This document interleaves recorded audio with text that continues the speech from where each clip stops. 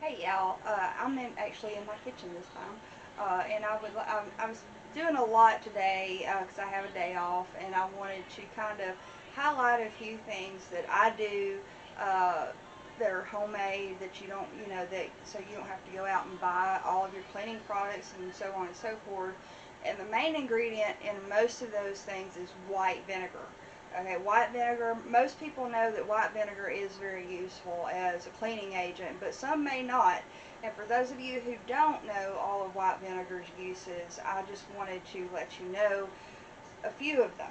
Uh, right, I just cleaned out my coffee pot using a mixture of white vinegar and water, and that's one that probably most people are aware of.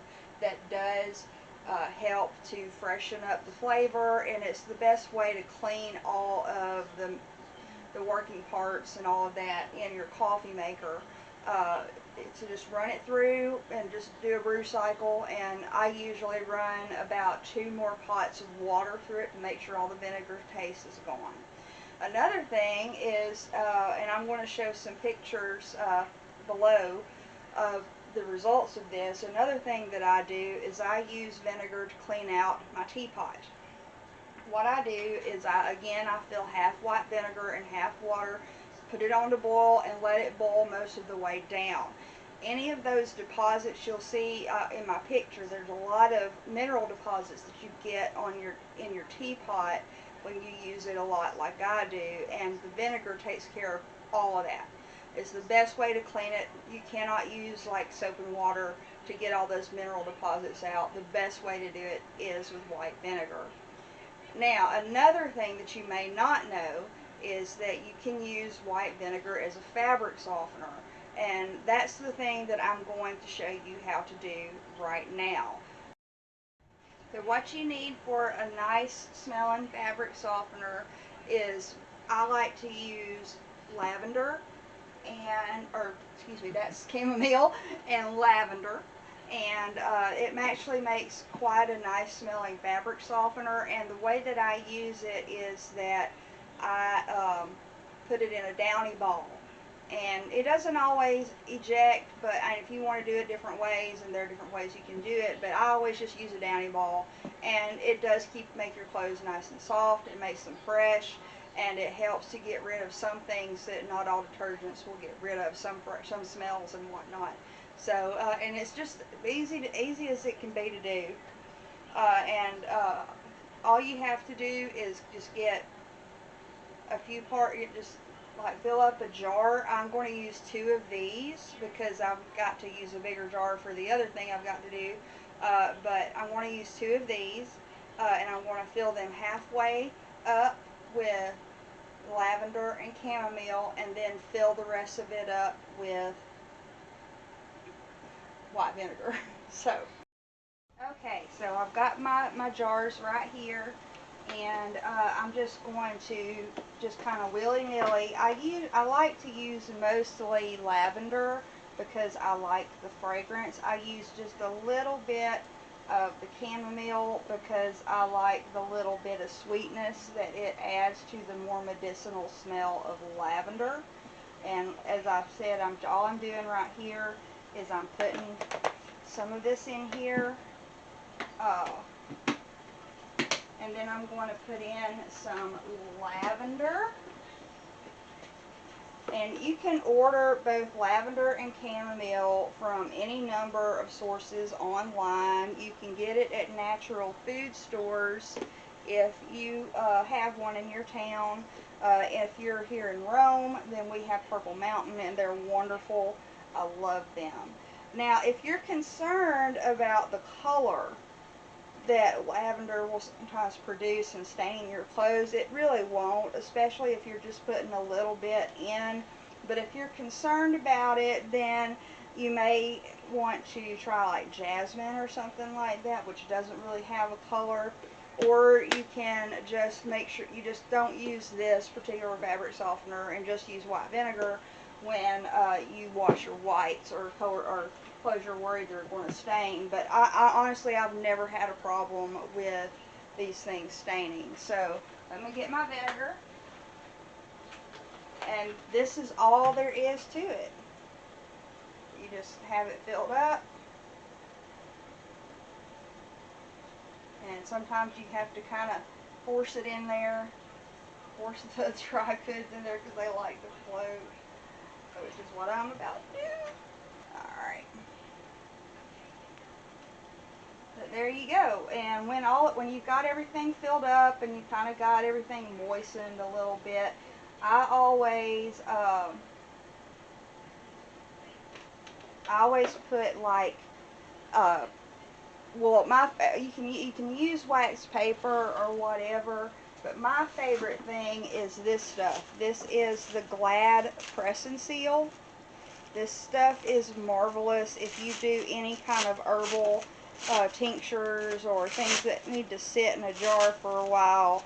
And this is honestly really the best thing to use, because vinegar does have a tendency to corrode the metal of these lids. So you want to avoid that by placing something over the opening, because you will be shaking it periodically, and it also helps to keep it from leaking. So I just will get like a nice big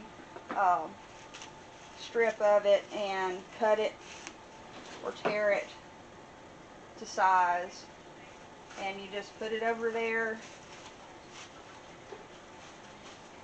And of course, I'm so clumsy, y'all, and this is my first time doing a demonstration, and I apologize if it's a mess or a wreck, but hey, you gotta start somewhere, don't you? So now I've got this one nice and done, and so you just give it a good shake. Give it a good shake, make sure everything's nice and moist with the vinegar in there. And look at the pretty color that is. But again, it's not going to stain your clothes because you're only using a very small amount. And again, if you're concerned about it, then you can. And with the Downy ball, it's not a problem. But if you're concerned about it, then you can put it in when the water has started to fill up in the machine. And that will work too. And so I got my 2 jars, and there you go. And you can also use this for a cleaning solution, because lavender does have antiviral and antibacterial properties to it. Chamomile, not so much, but it smells nice. But for the best cleaning, I suggest what I'm about to show you next. Now, for my next demonstration, I'm going to show you how to make something called Four Thieves. Four Thieves is a wonderful ancient solution, and it's called Four Thieves because during the bubonic plague, thieves would often use this combination of herbs to prevent themselves from getting the plague when they go in and ransack people's houses who can't do anything about it, which is kind of a horrible thing, but that's how it got its name. But the Four Thieves are, I think this varies really depending, but to my knowledge, they are basil, sage, thyme, and rosemary. And some people say lavender is one of them, or lavender leaves, lavender buds, either works. Lavender leaves are actually probably better, but they're extremely difficult to find unless you have a plant, which I'm afraid I don't, but not yet anyway. But the buds work quite well too. All of these different herbs have antiviral, antibacterial, antiseptic qualities to them, which is why they're used in Four Thieves.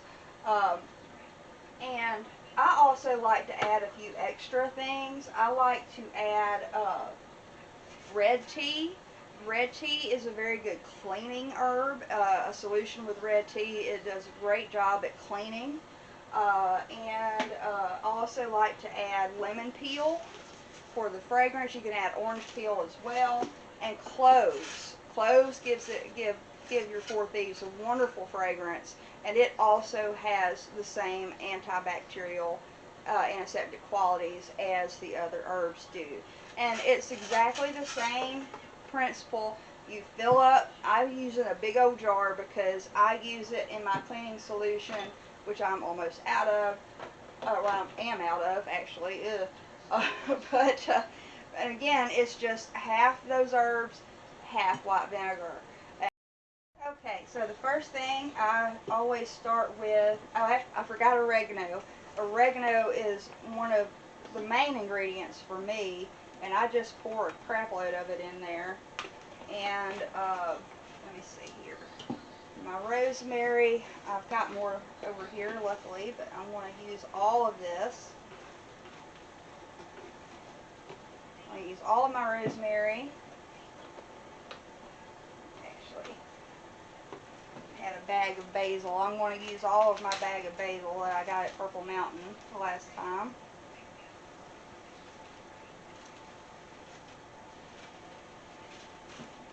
And in goes the lemon peel. And I get a lot of my herbs from Purple Mountain. I also get a lot of them from a website called Bulk Apothecary, where you can get a lot of skincare and DIY herbs and such online. And I also go to Star West Botanicals, which is actually where a lot of your local places will probably get their herbs from. Star West, actually I have an order from them coming in soon, because I'm almost out of sage, and sage is one of the most useful herbs you can imagine. It's wonderful for your hair, by the way, and I always use sage in sage essential oil and the herb itself in my hair care products. And then the last one is my thyme, which I'm also unfortunately almost out of, and my lavender buds. Lavender is one of those magical herbs that is so good for so many things. It's very conditioning for your hair. It's got these antiviral, antibacterial aspects, anti-inflammatory, and of course the calming and relaxation that comes from the fragrance. It's just a great thing, and we need to be using these things more often. Now again, I think I've said it before, I'm not one of these people who says, oh, only go herbal, only do natural, because that's just silly. There are some things that all natural, what's the word, that herbology cannot solve. But here come my cloves. I use a lot of cloves. A lot of recipes only say like 3 or 4. I use a lot because I love how they smell. However, some people do have a slight sensitivity to cloves. So if you do, then maybe don't use as many or don't use them at all. But I don't, so I use a lot of them, and I absolutely love how they smell. And so that's done, and all I'm going to do is, again, fill it up with my vinegar, which I need a new thing. And I get these big old jugs of vinegar because I use it in so many different ways. And they're like $3 for a big one like this. So definitely you want to use that to your advantage rather than spend $5 a pop on chemically horrible smelling all-purpose cleaners. Also lime peel, if you have lime peel, that's also antiviral. There are all kinds of antibacterial and antiviral herbs out there that you can use. Oh, I forgot my red tea, didn't I? That was going to be my fun ingredient this time for the cleaning properties. And again, don't worry about the color. It won't stain countertops or anything like that. If you're still worried about it, then just test it out on a small area that is not very noticeable and make sure. But I can just about guarantee you I've never had any problem with my cleaner staining anything. I use this Four Thieves I have a little spray mop that has its own container that you can put stuff in, and I also use it for my counters. I use it on my sink. I use it on my oven. You know, it works quite well. So there you go. And what you do with both the fabric, oh, I forgot my thing, didn't I? Both the fabric softener and let's get this up here. With both the fabric softener and the Four Thieves, you want to let it sit in a dark, cool, dry place for at least 2 weeks. My Four Thieves, I like to let it sit for 3, but because I'm almost out, I'm probably only going to let this sit for 2. But for the fabric softener, 2 weeks is definitely enough. And just every once in a while, it's when you go by the cabinet where you're keeping it, just take it out, give it a good shake, and put it back in and let it sit some more. And my favorite way to keep track of the date of when it's supposed to be done is blue painter's tape. This is the greatest stuff. You can write on it so easily, and you can just write the date on there and it comes off of your jar, no problem. So I just always use this blue painter's tape to do my dates. So that's today's little lesson on using white vinegar in different ways. It's, like I said, it's one of the greatest cleaning agents you can possibly find. All natural, it's non-toxic, it's not going to smell up your place like bleach, it's not going to give you a headache like bleach. It's just one of my favorite things to use. I'll again look for the pictures of what happens with my teapot when I get done with it. I always let it boil down most of the way. And it actually, when you do that, it actually kind of freshens the air too in your house. And I'm also, later, I'm going to do a video about how to make soap nut solution. I've done one before, but I needed to do another one because the last one I did was kind of a mess. But I make 2 different soap nut solutions, and I'll tell you more about that. But with the cleaning solution I make with soap nuts, I always put, I usually do 3 parts of my Four Thieves mixture, of my Four Thieves vinegar, and 1 part of my soap nuts cleaning solution for my all-purpose cleaner, and that adds a little bit more of a surfactant that is going to clean things off. I guess I forgot to tell you what. You see, I need to start writing scripts, don't I?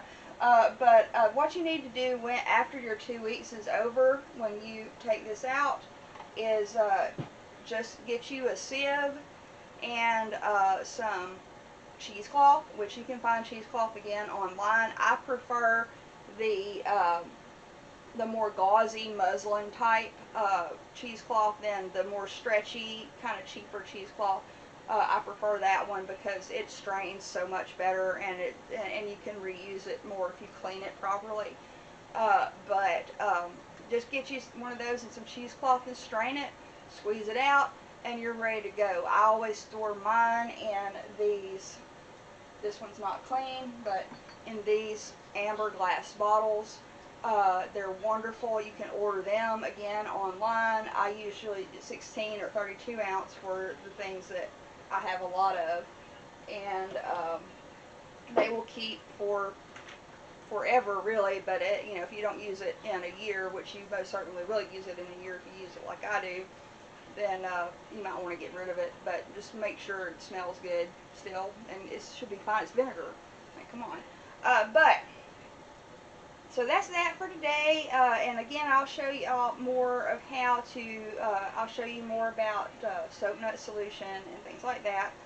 And if you have any questions about anything, please like, comment, message. Those of you on my Facebook page, please order some stuff. I'd really love it if you'd order some stuff. I can even make you some cleaning solution, whatever you want. If you don't see it on in my shop, then just ask me about it, and I can probably make it. So, thanks again, y'all. Take care.